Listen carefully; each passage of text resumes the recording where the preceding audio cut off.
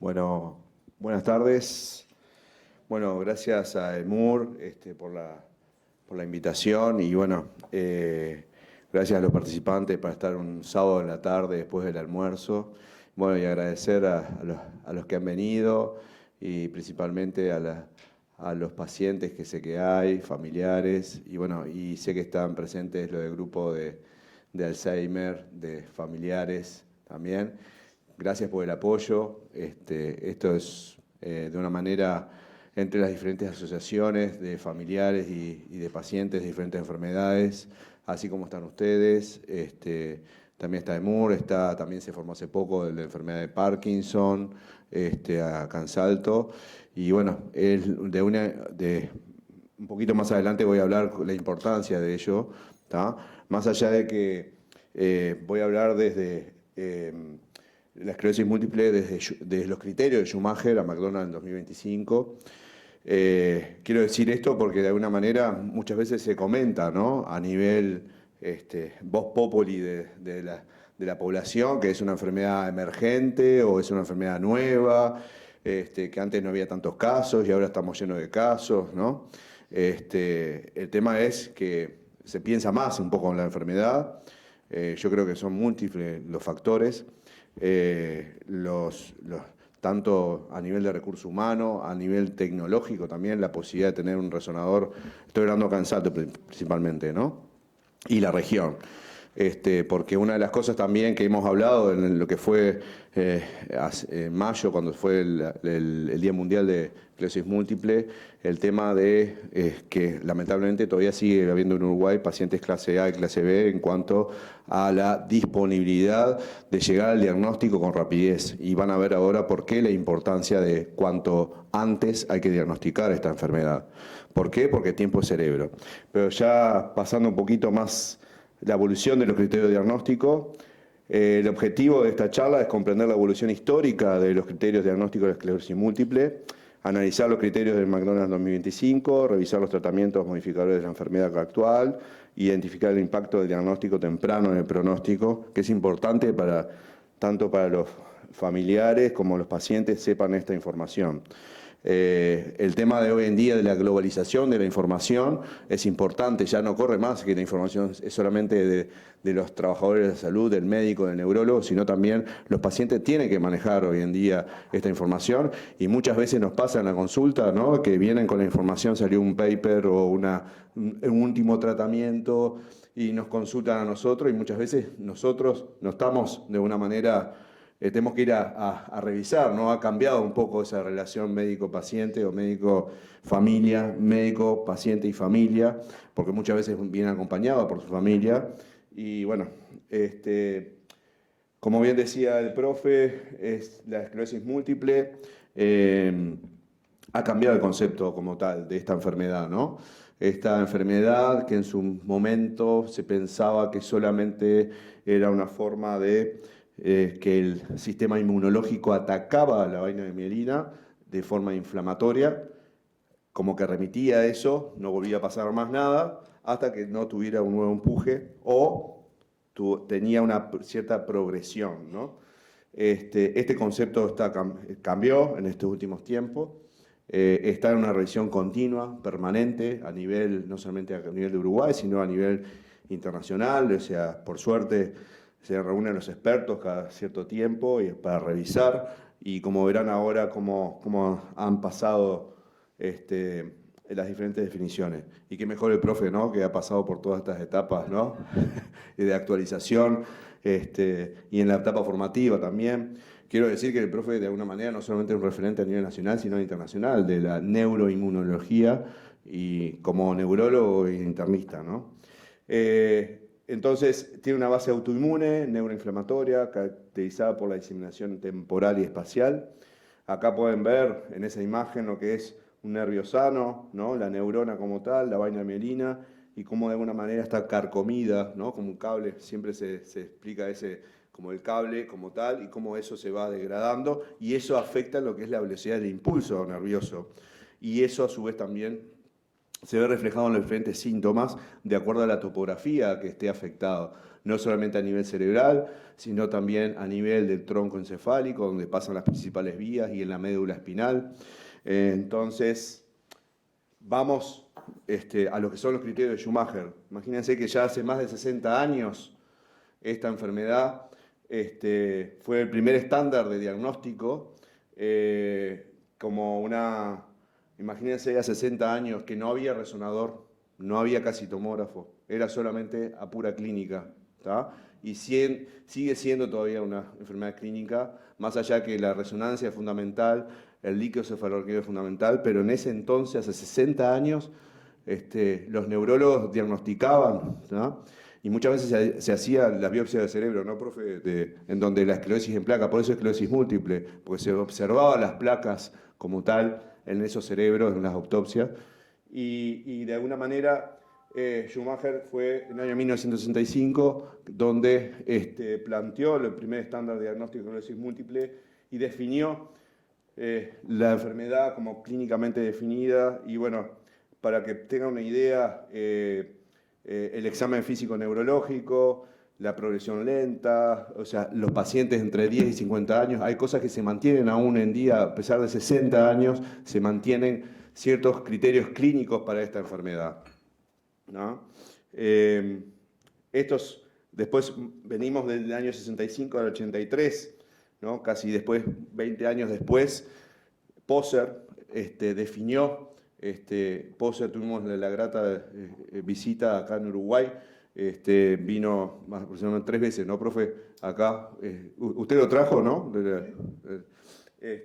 Hicieron ateneos y, bueno, diferentes investigaciones, y ahí donde definió lo que es la esclerosis clínicamente definida, la esclerosis múltiple probable, que era apoyada por laboratorio, y la posible, y siempre se plantea y siempre se dijo, o sea, y es así hoy en día, se mantiene que es una enfermedad de descarte, ¿tá? Y es una enfermedad de descarte porque hay que descartar otras entidades que pueden simular, es una enfermedad que simula otro tipo de enfermedades, y bueno, hay estar en constante revisión. A veces es muy difícil, una vez que se rotula a los pacientes con esclerosis múltiple, puede pasar que tengan otro tipo de enfermedades autoinmunes o otro tipo de enfermedades parecidas, y cada tanto hay que cambiar ese rótulo porque han cambiado los criterios de diagnóstico, ¿no? Es una enfermedad que hay que estar constantemente en revisión. Las limitaciones de estos criterios, que eran las dependencias de los hallazgos clínicos, la demora diagnóstica significativa, en ese entonces, en el año 83, la falta de integración de técnicas de imagen, ¿no? La resonancia no existía en ese momento, ¿no? Solamente en algunas clínicas especiales podían llegar a acceder como tal, y continuamente hacer diagnóstico retrospectivo, ¿no? Bueno, llegamos acá que se llama la enfermedad de las 1000 caras, ¿no? ¿Por qué 1000 caras? Porque es una enfermedad muy individualizada, vamos a decir, porque depende mucho, tomando al ser humano como un ser biopsicosocial, ¿no? De acuerdo a su entorno biológico, su organismo, la parte psicológica. Ustedes saben que tiene una múltiple relación, lo que es el estrés crónico mantenido, de todo el mecanismo inmunomediado, ¿no? De la inflamación, todo lo que está en boga hoy en día, de que ya se venía hablando hace años, pero mayor énfasis de todas las enfermedades autoinmunes, que el sistema inmunológico ataca como tal a diferentes partes del cuerpo, en este caso la vaina de mielina y el axón, porque hay que tomarlo como una neuroinflamación, como bien decía el profe. Y ya se considera como no solamente una enfermedad inflamatoria, sino como una enfermedad neurodegenerativa, parecida, ya que están ustedes acá, al Alzheimer, con otro tipo de características patológicas, con otro tipo de fisiopatología, o sea, en el caso de Alzheimer son los ovillos neurofibrilares, ¿no? Por acúmulo. En esto es por ataque de la parte inmunológica. También se habla en el Alzheimer con el patrón de neuroinflamación, con otras características, pero que muchas veces, que más adelante va a hablar Elizabeth, el tema de trastorno cognitivo, el tema de la memoria, y eso se ve reflejado, y a todo paciente con esclerosis múltiple, por lo menos desde el inicio de la enfermedad, tendrían que tener evaluación con un estudio neuropsicológico, que es de alguna manera evaluar la parte cognitiva, que son los síntomas y signos de alguna manera que afectan esta enfermedad, que no son visibles, que uno lo ve y dice, pero está bárbaro, pero empieza a tener fallas en el trabajo, fallas en la parte de estado de ánimo y bueno, diferentes trastornos de sueño, y eso repercute como tal en la enfermedad. En ella hay ciertas similitudes con el Alzheimer, ya que están ustedes para que de alguna manera puedan hablar. Entonces, enfermedad de las mil caras, bueno, ¿por qué? Porque puede haber desde una fatiga, una simple fatiga.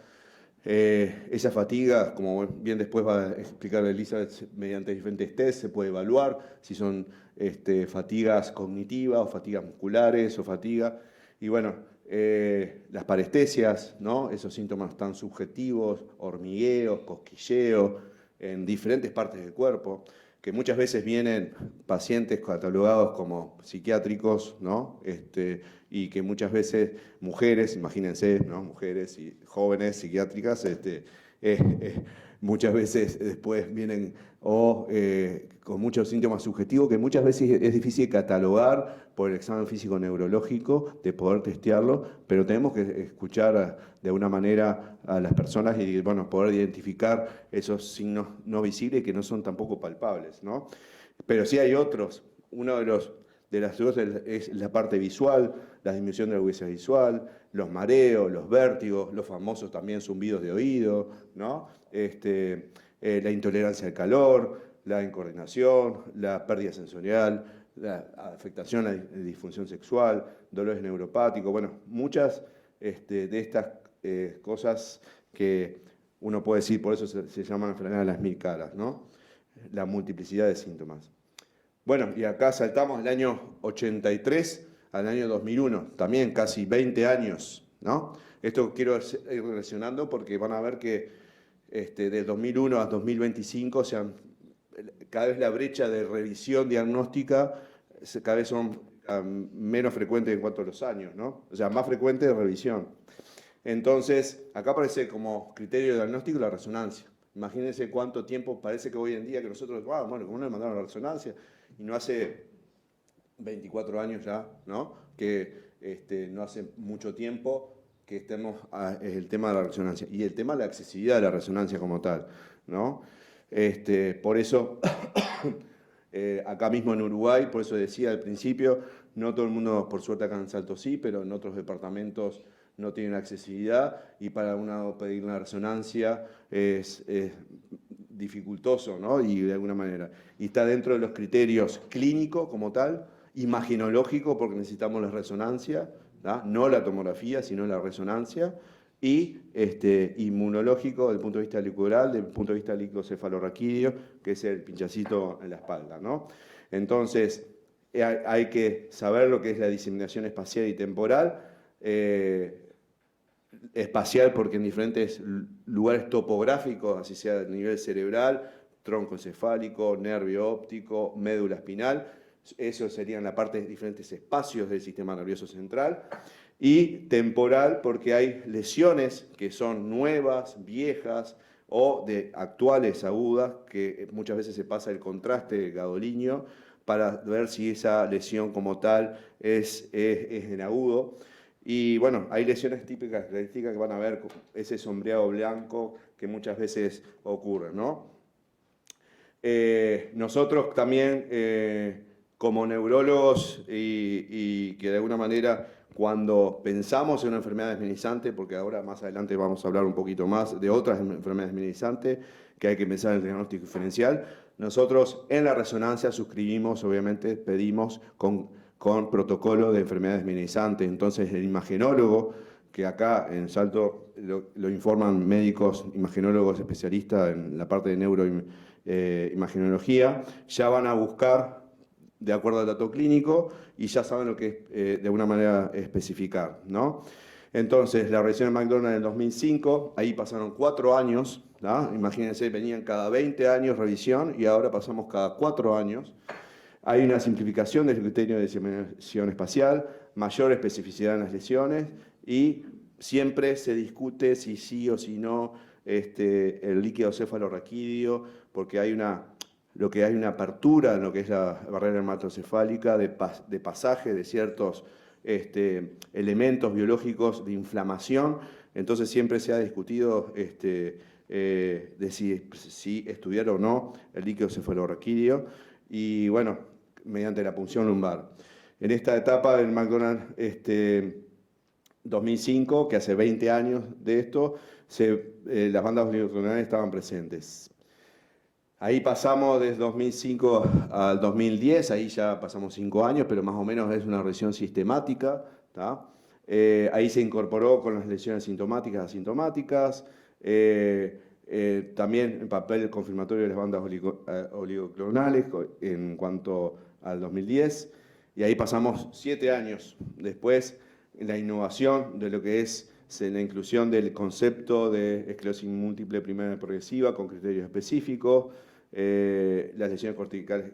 Acá quiero de alguna manera decir, ya se estaba pensando en aquello ya desde antes, pero ya se confirmaba de como una enfermedad neurodegenerativa como tal, y que el tema de, así como muchas veces pasa con el ACV y otros tipos de enfermedades neurológicas, tiempo-cerebro. Acá es fundamental llegar a un diagnóstico rápido para empezar un tratamiento de forma rápida y para que de una manera el objetivo fundamental es mejorar la calidad de vida del paciente, ¿no? Y disminuir lo que son el tema de las discapacidades.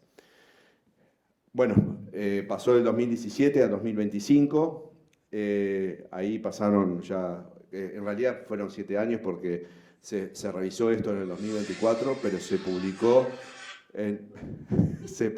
vamos arriba, se publicó ahora en septiembre, salió como pan caliente ahora en septiembre de 2025, las nuevas pautas en la revista The Lancet, la revisión de criterio diagnóstico 2025, en donde introduce cambios significativos respecto a los criterios de 2017, buscando esto mismo, ¿no? Un diagnóstico más temprano y específico. ¿Por qué? Porque el tiempo es cerebro y hay que llegar rápidamente de alguna manera rápidamente al diagnóstico. Dentro de los criterios de McDonald's aparecen biomarcadores avanzados, específicos. Quiero decir que de alguna manera en estos se han incorporado lo que son, más allá de las bandas oligoclonales, que es otro nuevo elemento biomarcador, son las cadenas capas livianas. Acá en Uruguay se están haciendo, en Montevideo, no me paga nada el laboratorio LAC, pero en realidad es donde se está haciendo, y sé que hay otros laboratorios que son 2 o 3 en Montevideo, que eso a su vez lo mandan tanto a Brasil o a Estados Unidos para hacer el estudio de los estudios capa ligera. Y los neurofilamentos, que ya vienen desde hace varios años, tuve la oportunidad de alguna manera de ir, gracias a las recomendaciones del profe Benninger, al Centro de Esclerosis Múltiple de Cataluña, un centro de referencia internacional, en donde se hacen múltiples ensayos clínicos, donde los primeros tratamientos con los tratamientos modificadores de la enfermedad se realizaron ahí y tienen un gran número y es un referente a nivel mundial en cuanto a esclerosis múltiple. Todos los pacientes que ingresan ahí en el CEMCAT se estudian los neurofilamentos. ¿Qué son los neurofilamentos? Los neurofilamentos son un marcador biológico que indica la progresión de la enfermedad. No es altamente específico es sensible, pero no específico para esclerosis múltiple. Pero sí se ha visto que esa degradación que antes se hacía en líquido cefalorraquídeo por la punción lumbar, hoy en día se puede hacer por sangre y marca, como bien decía el profe en su charla, lo que es el PIRA, ¿no? Esa progresión de la neurodegeneración se puede ver y muchas veces, de acuerdo a la concentración de esos neurofilamentos, hace que se pueda cambiar o no el tratamiento o ver la evolución de la enfermedad como tal y percibir, muchas veces el paciente percibe más allá que tenemos la escala de DSS, se mantiene igual, con igual nivel de discapacidad o menor discapacidad, pero la persona lo percibe como cierta progresión, se estudia los neurofilamentos y puede ver que hay una progresión en esos, ¿tá? También en lo que es, se hace mayor énfasis en el diagnóstico temprano, ¿tá? Esto va a repercutir en lo que bien el profe decía, del tratamiento, si es de hacerlo de forma escalonada o hacerlo de forma inductiva. La mayoría hoy en día, por no decir ya el 90 y, no, 90 no sé, pero el 80% de los neurólogos que debemos estar actualizados, arrancamos con tratamiento modificador de la enfermedad. No vamos a ser más escalonados porque si comprendemos la fisiopatología, comprendemos la causa de esta enfermedad, no, el tratamiento escalonado ya no corre más. Entonces, con la consideración de fenotipos atípicos y validación en poblaciones diversas, ¿qué quiere significar esto? Bueno, acá más o menos pueden ver las imágenes en donde están, nos enseñan a visualizar las flechas en cuanto a la parte cortical, a nivel medular, las diferentes lesiones, que hay 4 fotografías, pero ahora se sumó el nervio óptico, ¿no? El nervio óptico muchas veces era el gran paradigma en ese sentido de la esclerosis múltiple, si considerarlo o no como criterio diagnóstico. Hoy en día se sabe cuál es la clínica de neuritis óptica, es disminución de la audición visual, borramiento, discromatopsia, que es variar todo el tema de los colores, ¿tá? El dolor ocular, ¿tá? De un solo ojo, o puede ser de los dos, en caso de que sea una neuritis bilateral, pero generalmente es de un ojo solo. Y eso es la clínica como tal. Y hay una afectación del nervio óptico como una quinta topografía del sistema nervioso central, y se reclasifican ciertos casos de signo radiológico aislado. ¿Qué significa signo radiológico aislado? Que muchas veces nosotros, por una cuestión de, sabe que todo lo que es paciente consulta la típica con cefalea o síntomas inespecíficos, y bueno, le vamos a dar resonancia. Cuando vemos la resonancia, esa resonancia está totalmente afectada o tiene signos, perdón, de desminimización. Entonces, ¿qué significa eso? Que hay una disociación clínico-imaginológica, por más que tenga síntomas específicos, o por ahí no tiene ningún otro síntoma y se manda por una cefalea y se halla estas lesiones como tal. Así como también el síndrome clínico aislado, que muchas veces es compatible con, bueno, puede ser una esclerosis múltiple o puede ser una enfermedad desminimizante.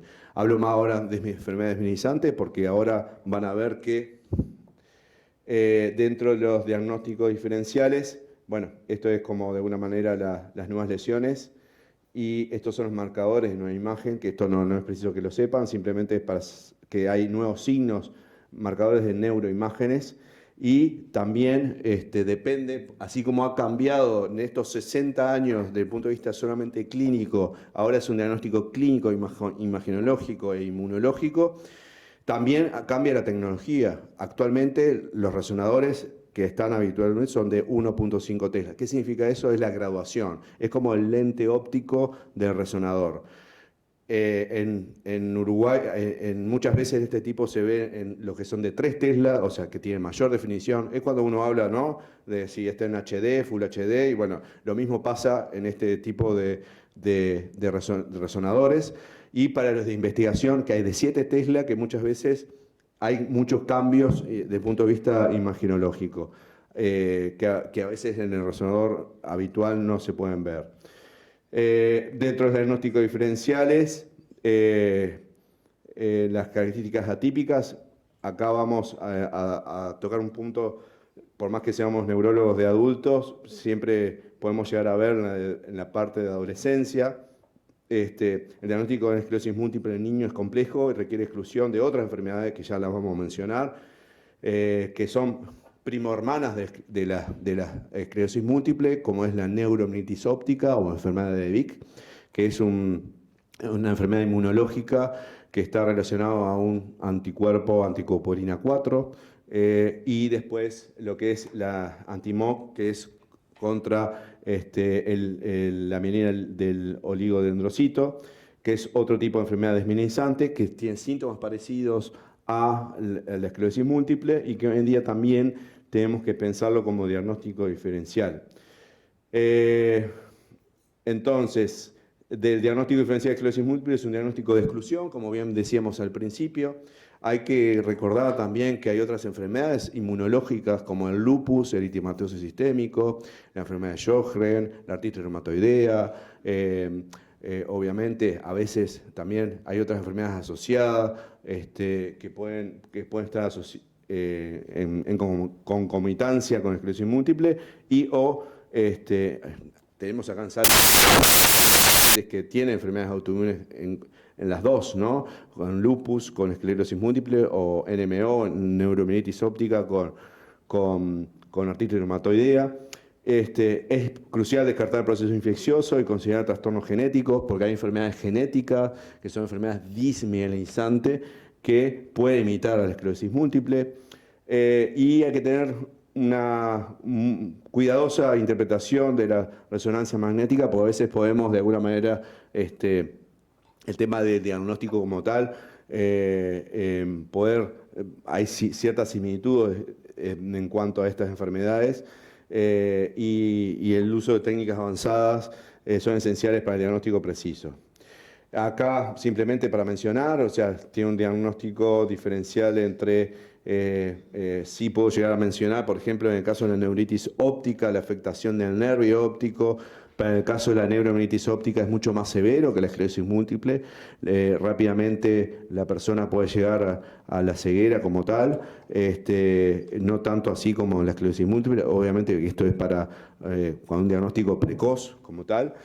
Tiene muchas similitudes y diferencias, pero esto de alguna manera le toca al especialista como tal. Para ustedes simplemente saber que existen y que nosotros tenemos como saber diferenciar entre una y otra, que son diagnósticos hace poco, de criterios de diagnóstico de estas nuevas enfermedades desmineralizantes.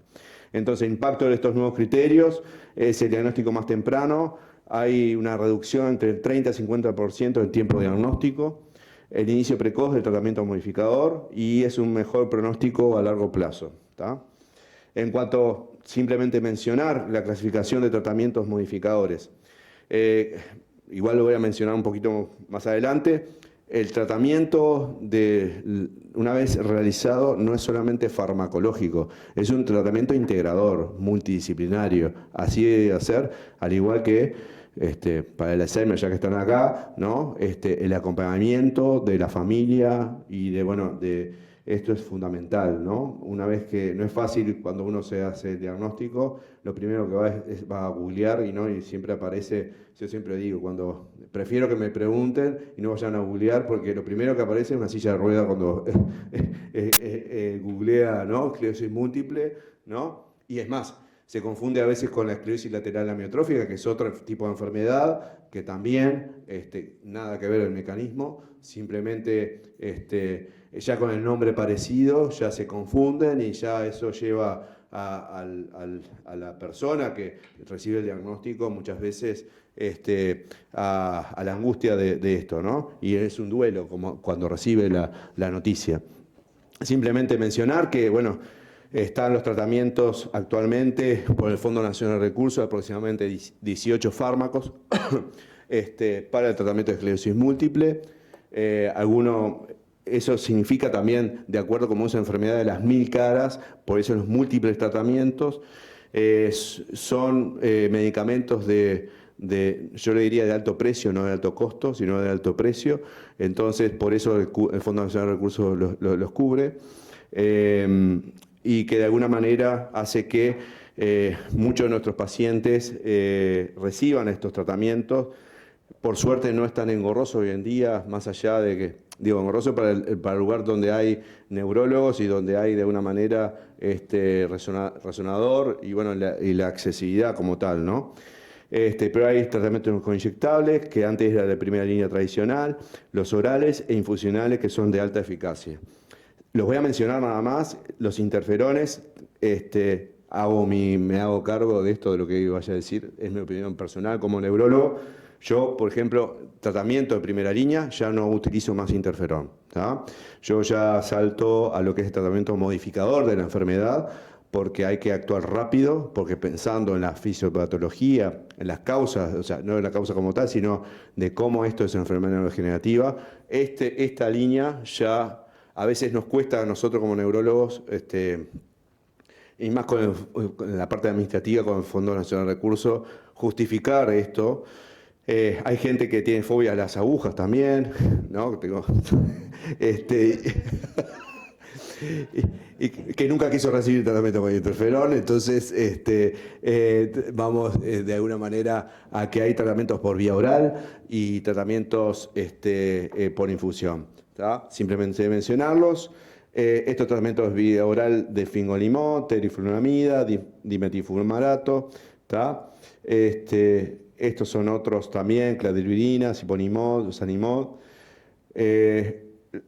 Estos, natalizumab, clizumab y alemtuzumab, simplemente quiero mencionar el oclizumab, es un anti-CD20, igual que el rituximab, igual que el ofantumumab, y hay muchos otros que anti-CD20, pero el oclizumab fue ya viene un estudio hace ya 11 años, donde fue aprobado para la esclerosis múltiple primaria progresiva. Hay varios pacientes de acá en Salto que por suerte ya está, si no me equivoco, hace ya 2 años, ¿no? Hace 2 años se aprobó. Ya cuando yo fui en el 2020, sí, antes de empezar, sí, en el 2021 que fui ya se utilizaba hace 2 o 3 años antes el oclizumab en Barcelona, España, y los buenos resultados, mejora la discapacidad, no solamente motora, sensitiva, también, obviamente, al mejorar eso, también la parte cognitiva igual. Es muy buen fármaco y seguro, se puede usar durante el embarazo, durante también la lactancia. Eso es lo que puedo decir de la experiencia que tengo, ¿no? De la poca experiencia, pero la experiencia que tengo. Está alemtuzumab, que es otro. Después, el último aprobado para el Fondo Nacional es el ofatumumab, que es otro anti-CD20, y el ulituzumab también, y el brutonumab, que es el que mencionaba el profe también. Como verán, de acuerdo al mecanismo de acción de la esclerosis múltiple, del mecanismo de neuroinflamación, que generalmente actúa y de esa manera mejora. Con respecto a la selección del tratamiento farmacológico, ¿no? Estamos hablando. Hay que tomar en cuenta lo que es la actividad de la enfermedad, el fenotipo. En realidad, esto en cuanto al fenotipo ya también se está dejando de usar, porque en realidad, si pensamos que es una enfermedad neurodegenerativa, vamos a hacer tratamientos modificadores de la enfermedad. Y bueno, como bien decía el profe, el tema de las comunidades. Muchas veces las personas no solamente vienen con diagnóstico de esclerosis múltiple, son hipertensos, diabéticos, artrosis, osteoporosis, entonces hay que tomar en cuenta esto de alguna manera. El perfil de seguridad y el plan reproductivo, como bien me había mencionado el profe, la mayoría son mujeres en edad reproductiva y bueno, tenemos que saber aconsejar y ver la medida de seguridad de estos tipos de tratamientos. En cuanto al monitoreo y seguridad, es fundamental la vigilancia de infecciones, principalmente con el natalizumab y otros también, principalmente por el natalizumab, por la leucoencefalopatía multifocal progresiva, el tema de monitoreo hematológico y hepático, o sea, hay que hacer continuas revisiones sistemáticas. Más allá de eso, por el Fondo Nacional de Recursos está pautado que nosotros hagamos controles periódicos a los pacientes cuando tienen dicho tratamiento. Los tratamientos sintomáticos, obviamente muchos tienen la fatiga, el dolor neuropático, disfunción vesical, a veces disfunción sexual, espasticidad, todos esos, los síntomas, tienen un tratamiento específico más allá de la parte. Entonces, esto lo saqué de la Fundación de Esclerosis Múltiple de España, ¿no? Que es el tratamiento rehabilitador, ¿no? Es un tratamiento integral, no solamente farmacológico, sino también todo relacionado a lo que es la fisioterapia, la atención social, la psicología, la neuropsicología, la terapia ocupacional, la logopedia, ¿tá? que eso muchas veces es mejor o igual o parecido a lo que es el tratamiento farmacológico. Es un tratamiento integral. No podemos pensar solamente, bueno, tiene esclerosis múltiple, tenemos que mandarle anti-CD20 o tal fármaco, sino hay que tratar de fomentar el tratamiento multidisciplinario. A veces acá en Uruguay nos cuesta un poco el tema del trabajo en equipo, pero muchas veces debemos hacerlo por el bien del paciente. Y para eso, no menor, esto es fundamental, ¿no? El apoyo de las asociaciones de familiares y pacientes que padecen esta enfermedad, ¿no?